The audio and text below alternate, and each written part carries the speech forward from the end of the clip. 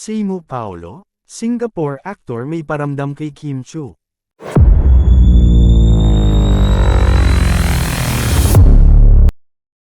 Noindang ang mga solid fanny ni Kim Chiu nang batiin ng Singapore actor na si Desmond Tan ang aktres sa mismong post nito sa Instagram.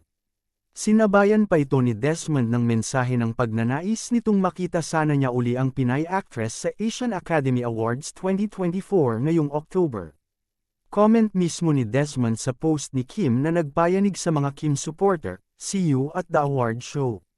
Singapore will be glad to have you here." Nanganganib ng maagawan si Paolo Avellino kay Kim dahil sa naging reaksyon ng mga netizen nang makita nila ang remarks ni Desmond sa IG post ni Kim na nagpapasalamat sa pagwawagi sa Asian Academy Awards. Humirit ng collab o kaya ay project na magkasama sina Kim at Desmond, na isang malaking artista rin sa Singapore. Kilala ni Kim si Desmond dahil co-awardee niya ito bilang Most Outstanding Asian Star sa nakaraang Seoul International Drama Awards. Si Desmond ang nanalong National Best Actor sa Singapore para sa project nitong All That Glitters. Maaaring maging banta si Desmond kay Paulo kapag may nagka-interes na magsama sila sa project ni Kim lalo't parehong malaking artista sa Asia ang dalawa.